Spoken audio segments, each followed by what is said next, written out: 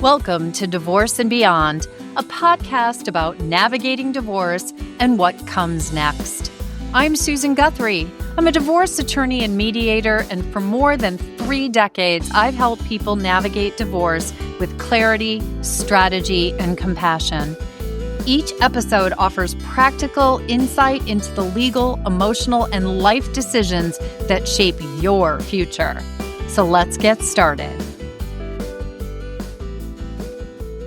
Hello, everyone, and welcome back to Divorce and Beyond.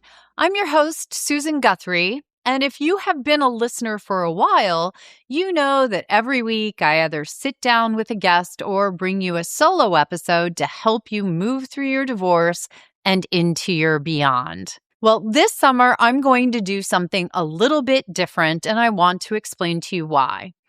For the next few months, I'm going to step back from recording new interviews, and it's not because the work slows down in summer, because honestly, it never does, but because some of the most important conversations I have ever had on this show deserve a second life.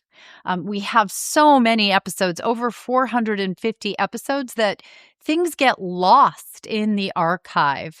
So what we have done is taken those 5 years of episodes, and honestly, here's the truth. The guidance in the early ones really hasn't aged a day. Divorce has not gotten simpler.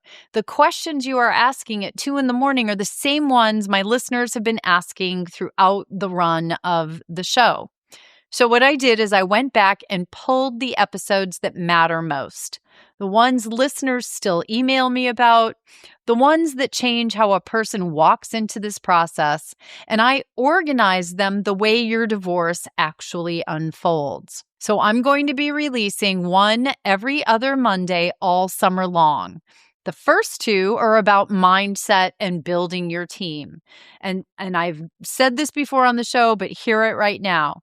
How you start shapes everything that follows. Honestly, if there are 2 more important episodes, I don't know what they are. So first 2 will be on changing that mindset, building your team. From there, we're going to move into money and protecting your financial future. And then we turn to your children and how to keep them at the center and out of the middle of your divorce. And we'll close out the summer where I always want you to end up, in your healing and your reinvention, your beautiful beyond. So this brings me to today's episode. And there was never any question really for me where I wanted to begin, because this is a solo episode I did, and it was intended to get you started on divorce, on the journey. It's called Divorce Triage. When you first realize your marriage is ending, whether you made the decision or it landed on you, the instinct is to do everything at once or to freeze and do nothing. Both will cost you. In an emergency room, no one treats every injury at the same moment. They triage them.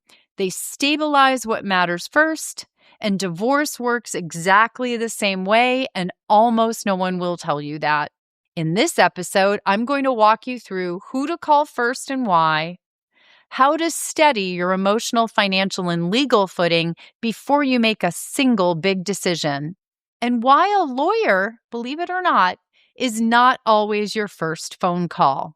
It is the calmest, clearest starting point I know how to give you, and that's exactly why it's opening this series. This episode has a companion guide and resources waiting for you on the latest episode page of divorceandbeyond.com. So go there, take a breath. You're in the right place.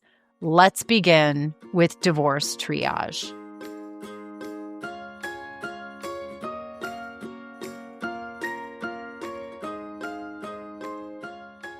Today, we're going to do a solo episode, and I'm going to talk about something that I've been noticing quite a bit lately. So even though I don't practice family law anymore, after 30 plus years of being a family law attorney and mediator, I still have so many people who reach out to me all the time looking for advice, looking for information when they have either decided they want to get divorced or when they've been informed that divorce is in their future. And there's been a big bump in that lately, which is unusual. I will say divorce tends to go in a couple of cycles. We know that routinely around about the beginning of the year, January sees a spike at the beginning of the year of people reaching out for divorce information and people thinking, yes, divorce is going to be in my future. Then we sort of slides down the hill again. We see a lot of filings in March. Those are usually the people who reached out for information in January.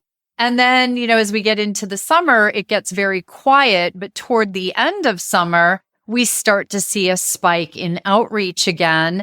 I've always attributed that to the end of the summer and the beginning of the next school year, where parents are thinking, okay, summer's done. It's time for me to get started. But no matter when people make that decision that it's time to get divorced, the number one question they have when they reach out is, what do I do first when I find out I'm getting divorced? And again, that could be if you've been the one who's decided to get divorced, or if your spouse has told you they want a divorce. So that's what I'll focus on in today's episode. I'm calling it Divorce Triage because, as with most things legal, or one aspect of a divorce is legal, but with most things in this area, the answer is truly, it depends, right? It depends on your circumstances. So if you are sitting out there today, or you have a friend or a family member who is in those first days of the reality of divorce, then this episode's for you. And it could be, someone who's just discovered that their spouse was having an affair. It could be that, after however many years of marriage, your partner out of the blue has dropped the divorce bomb that they want out. Or maybe you've been sitting doing the should I stay or should I go for years, but at this point in time, you've made the decision to make that move. So lately, really in the past just 2 weeks, I've had people from each one of those scenarios. One of them found out about their spouse's hidden credit card debt. And I don't mean just a little bit of debt. Sadly, I mean thousands and thousands of dollars of credit card debt that had been run up. And these were both in joint credit cards, and in this particular case, in cards that the spouse had taken out in their other spouse's name. And that is something that we do see in certain circumstances when people are feeling desperate enough to get money. The one time I had it, or a couple of times in the past where I've had it, it was also tied into addiction. So when somebody is in the throes of an addiction and they need money to fund that addiction, sometimes they will do, certainly we see a lot of run-up of debt, but sometimes they will do things that they shouldn't be doing, such as taking out credit card names or draining accounts in order to fund that. So that was one of the calls that I got recently. Another one was a stay-at-home parent who was completely blindsided, in fact, thought that everything was fine. And I believe them. They really found it to be completely a shock when their spouse asked for a divorce. The other was, made the decision that it was time to end in a marriage that had been fading for years. I think they both knew that, but one of them finally needed to make that decision. And in this case, the person who called can. Again, whether you're one of these people or whether your situation is different, the thing is, every single one of you going through divorce are going to ask this question first. Who's my first call? If you don't have a Susan out there to call, who is the first call? Do I call a lawyer? That's what most people think the answer is. But do I need a therapist? Do I need to talk to someone because, my God, my emotions are all over the place? Do I call a mediator right away so that we can keep this from going down the litigation route? Should I call a financial advisor? There's all different kinds of things, and that's what we'll call that divorce triage. So this episode's for you folks if you're in that stage. So what do I mean by divorce triage? Well, triage is a term I've borrowed from the emergency room. If you've ever been there, you know that when you first come in, you meet with a triage nurse usually, or a triage personnel who's going to assess and prioritize your case based on urgency.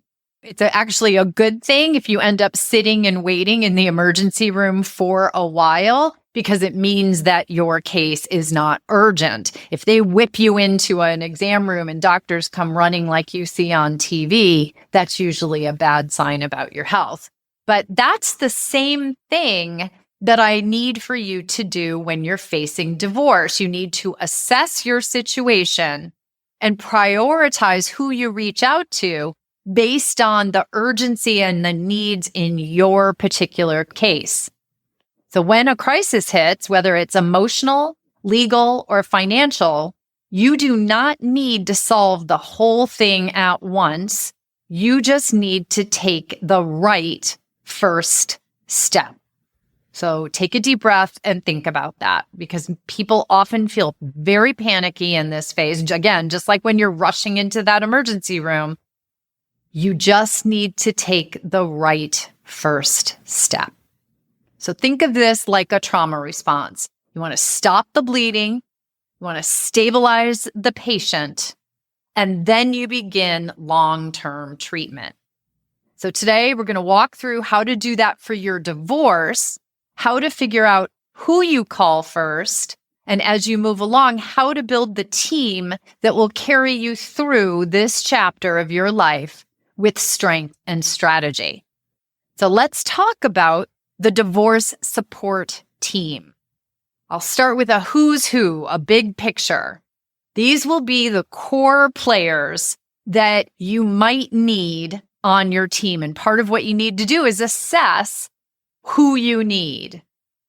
Generally, the captain of the team is the attorney.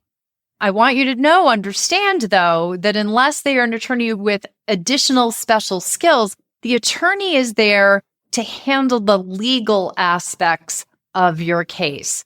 All divorces, because marriage is a legal status, and so to unravel or terminate that legal status, you need to go through a legal process. It's called a divorce in some states. It's called a dissolution of marriage in other states, but it's all the same thing. It's a legal process that is set out with all of the hoops you need to jump through and the things you need to do in order to get to the point where the law will say, okay, we're going to dissolve this legal relationship, or we're going to end this legal relationship.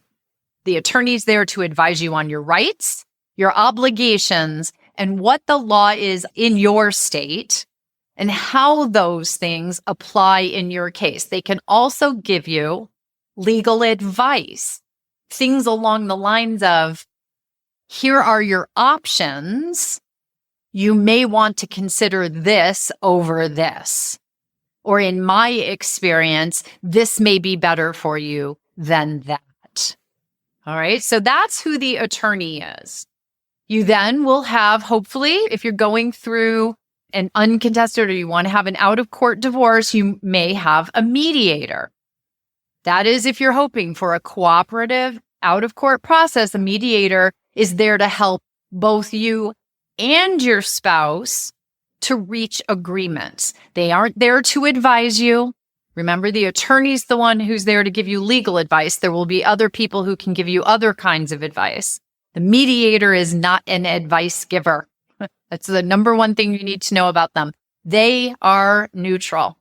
They are aneutral. They are not aligned with you. They are not aligned with your spouse. They're there to help the two of you have the difficult conversations that you need to have to get through those hoops that I just talked about in order to come to all the agreements and check all the boxes that the law requires that you need to do in order to get divorced in your state.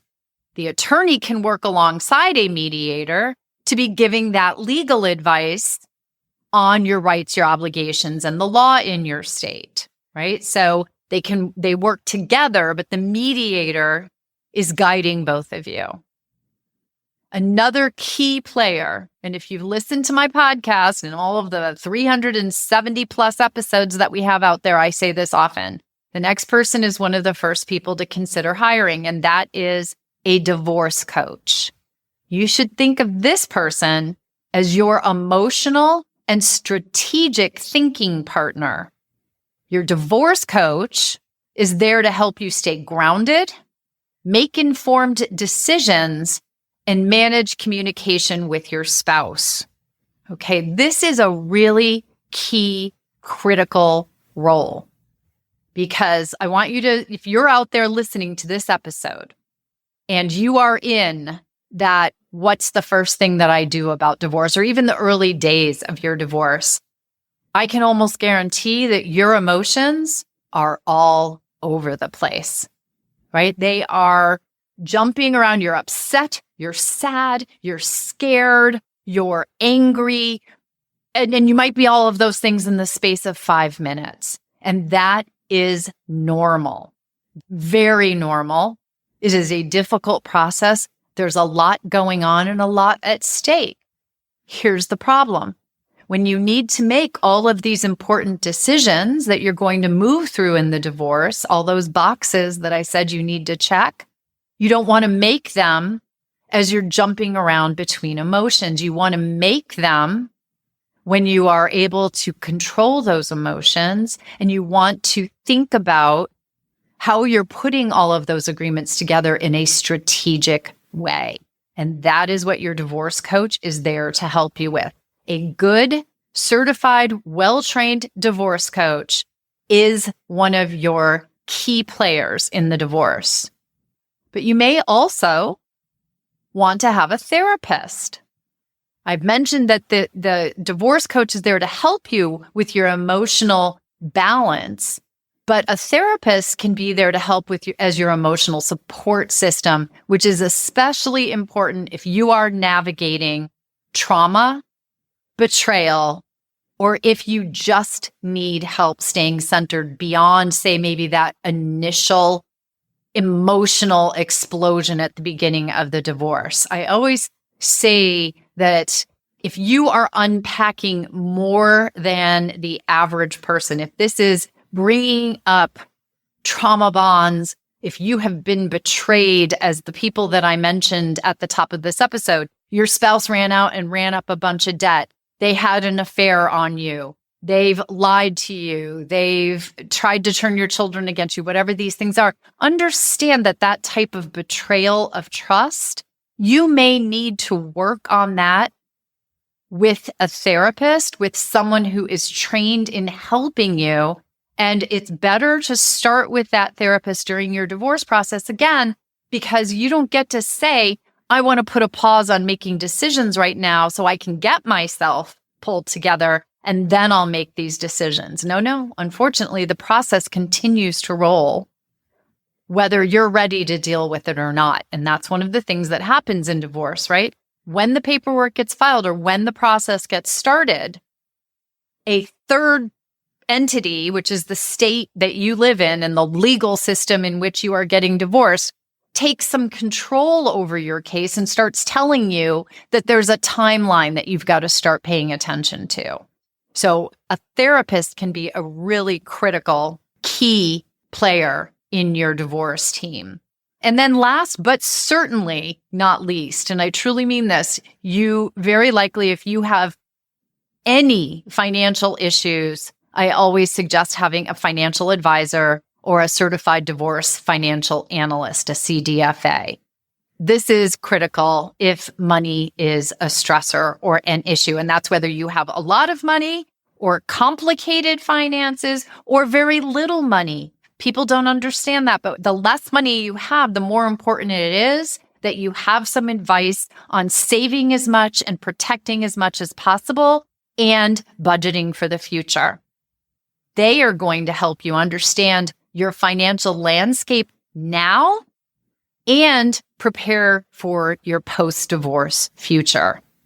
So some people will need all of these professionals.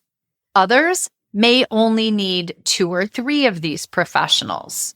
I'll be honest with you, it's rare that someone will need only one of these professionals. It's really a rather archaic way to go through divorce, just hiring a divorce attorney. A very simple divorce can probably proceed that way. That doesn't mean that it's proceeding the best way for everyone involved. If you only have one professional involved, then you're only able to pay attention to the aspect that's under their purview. And if it's only the attorney, then all you're really doing is checking the legal boxes. You're going to make those decisions. You're going to figure out your finances.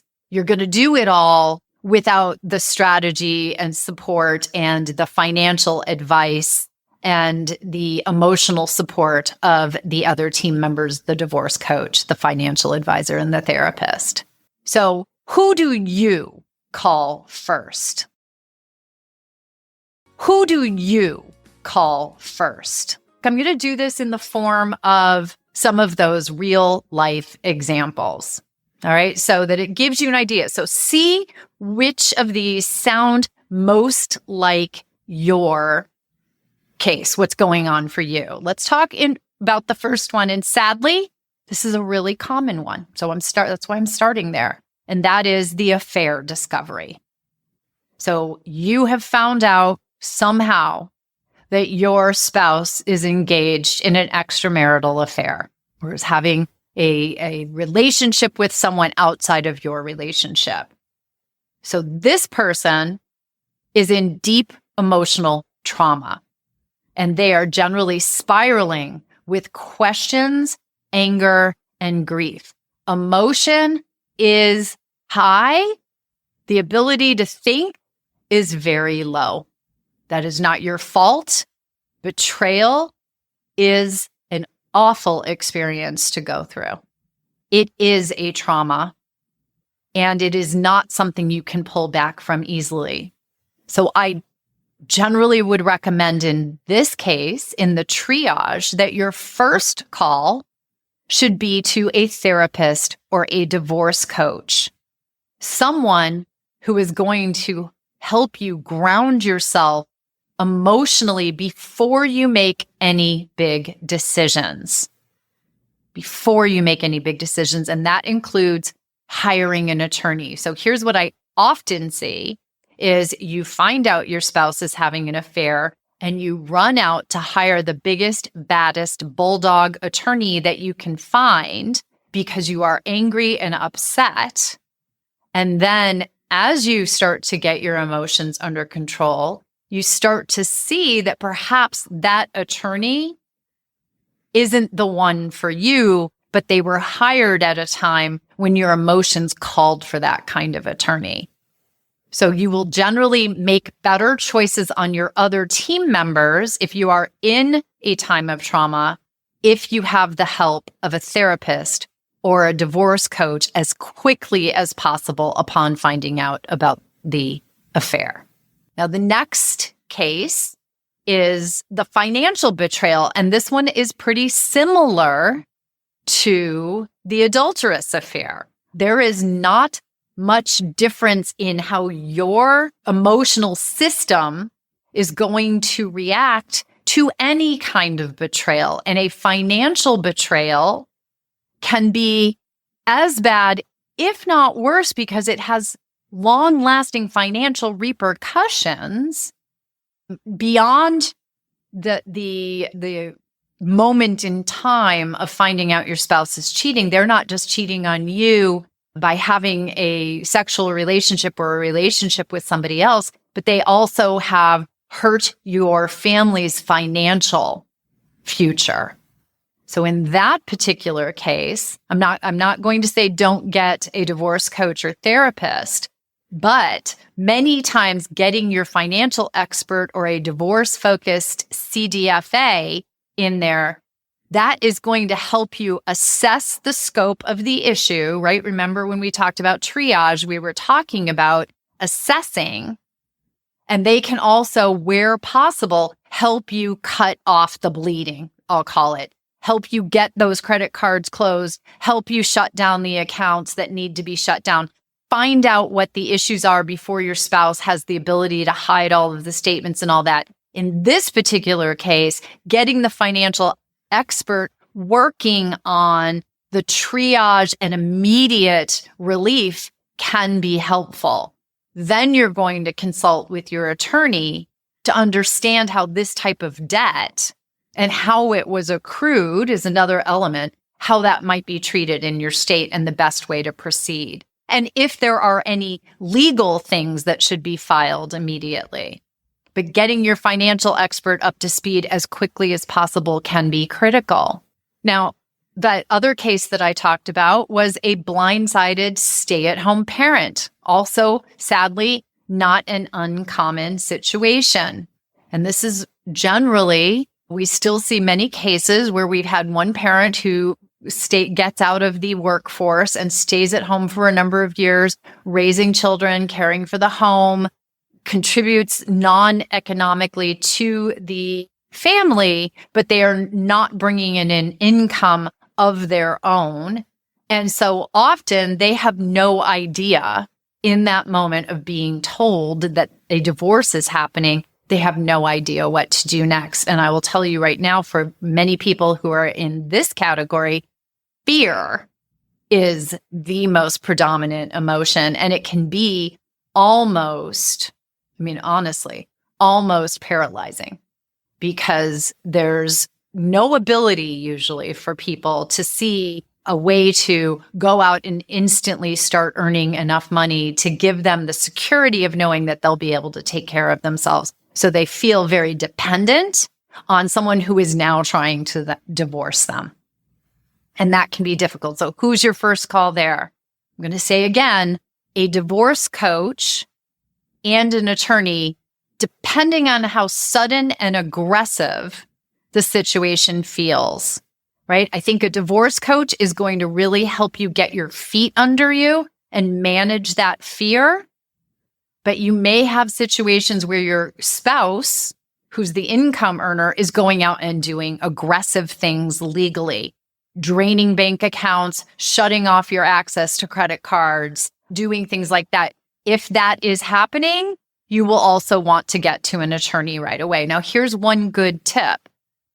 Good divorce coaches are going to know the best attorneys to help you get to, that are going to help protect you, but aren't going to be the ones who run up the big bills or who are so overly aggressive that you take what's already a bad situation and you make it worse. So if you are feeling a great deal of fear, I think one of the first steps is that divorce coach to help you deal with that fear. But if there's a lot of urgency around actions being taken by your spouse, a good divorce attorney is also someone to get on speed dial here. If you have a little space to process, I encourage calling the coach first so that you can map the terrain. It may be done quickly, but if you can give yourself a breather of a week or two where you can get your feet under you, do some thinking through with your coach, get a strategy, and interview at least 3 attorneys. I always say to please talk to and consult with 3 attorneys before you make that decision. And then the last category that I'll cover here, because it's another one that we see so often, is that longtime thinker who's ready to act. So we know that statistics say people on average think between 4 and 7 years about divorce before they pull the trigger and decide to get a divorce.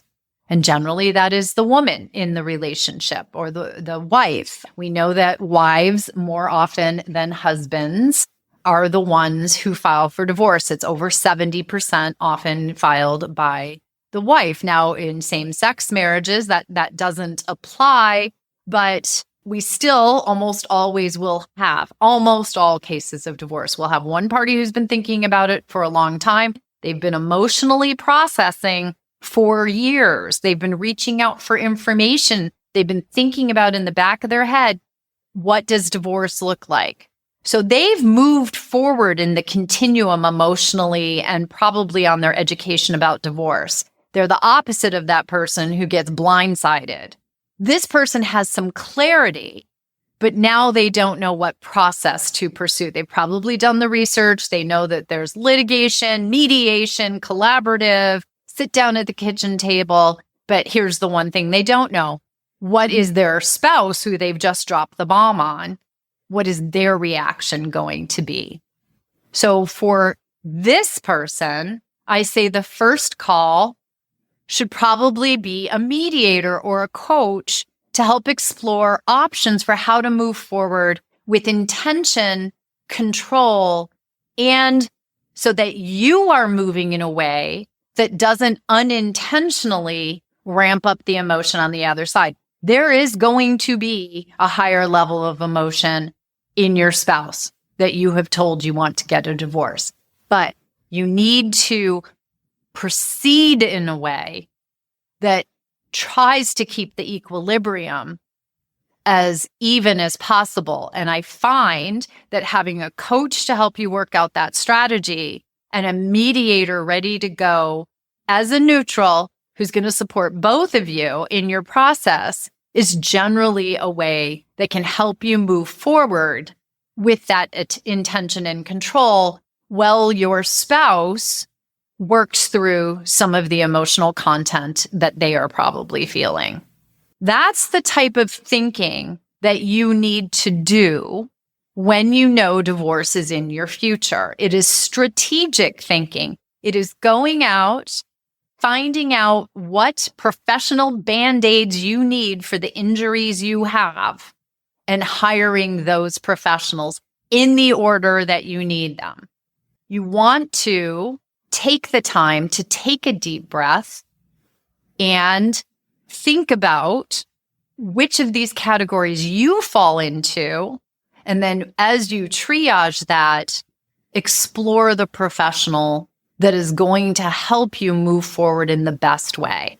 And I will say, if you don't know which of these categories you fall into, I'm going to say again that I have found, after being a divorce attorney and mediator for almost 35 years, that if you do not know who to hire first, or you do not know where to go first, go to a coach first. Find a good divorce coach. If you need to find one, listen, go through the archive of Divorce and Beyond. I've had some of the best divorce coaches in the country on this podcast. Kate Anthony, the coaches from Divorce Coaches Academy. I could go through such a long list here. All of those episodes are in the archive. I encourage you. These days, with divorce coaches working virtually, they can work with you from almost anywhere. Find the coach who's going to help you. Here's the other thing I want to leave you with for a moment. Avoid the too many voices trap, right? So in the early stages of divorce, one of the biggest mistakes people make is asking everyone for advice. So you'll go to your friend who had that messy divorce 10 years ago. You're going to talk to your neighbor who's like, you got to call my bulldog attorney. He's great. He's still fighting with my ex. Or, your cousin who's just trying to help, or your mom, or your best friend who's never liked him or her anyway. But too many voices can cause confusion. And divorce, I hope I've made it clear, is not a one-size-fits-all. And you need a clear, focused team of professionals who are trained to help you and your situation, your particular situation, your friend's divorce, your neighbor's divorce, your cousin's divorce, or thoughts on this are not your divorce. So be careful. And that is why I always say that if you need advice from somebody who is going to help you figure out what you need, that is one of the things a divorce coach excels at. All right. How do you find the right people? Here's what I recommend. I've already said one of them. Interview at least 3 attorneys and mediators before deciding on any of them, because chemistry and their communication style and feeling comfortable enough with them that you're going to be able to trust what they say to you, because they are going to, at least the attorney, be giving you advice. So I absolutely think you should not, many people make this mistake. They go in, they hire the first person they talk to because it made them feel better in that moment. You are at a time when you are not feeling good, and you go out and you hire the first person who makes you feel a little bit better. Well, that does not mean that that was the right person. So please interview at least, or consult with 3 attorneys and at least a couple of mediators if you're hiring mediator. Ask for referrals from trusted professionals. Your therapist, if that's the first person you go to, they may know a great coach or a lawyer. Your friend who went through divorce may have a good coach. The coach may have referrals to lawyers, as I always said. Ask people for those referrals, but don't hire anyone just based on that. You do need to talk to them. When you're talking to them, I want you to look out for red flags. Anyone who promises specific outcomes, encourages aggression from the start, or makes you feel small, that is a sign to walk away. That is a sign that that is not the professional for you. I promise you, you are at a time when your support team is going to be everything to help you get through this. And so make sure when you're putting people on that team, you're putting the team members that you want to work with. And check credentials. 2 of the, especially the credentials. I mean, obviously, an attorney has to be licensed to practice in a state. That's something. But if you're hiring a divorce coach, get one that is certified, right? Mediators, get one that has trained and done a lot of mediation in the family law arena, has done divorce mediation. This is what they do. If you're getting a financial professional, get a certified divorce financial analyst. They know the specific help that you need and the situations that you are facing as someone going through divorce. So do check those credentials. So as we close this out, I want you to remember that divorce is not a sprint. It's not even a marathon, although you'll hear many people say that. It's more like a strategic hike, and you can't see the entire trail right now. Again, you just need to take the first smart step, because right now you are standing at the starting line. And that might mean for you calling a coach, a lawyer, a financial professional, or a therapist today. The most important thing you can do is to do one thing today, and don't go through your divorce alone.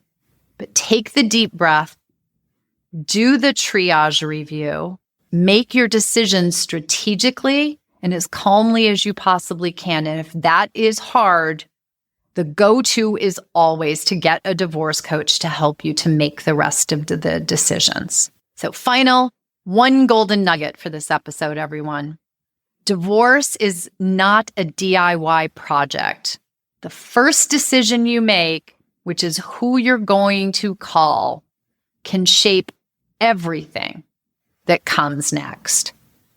So think and choose carefully.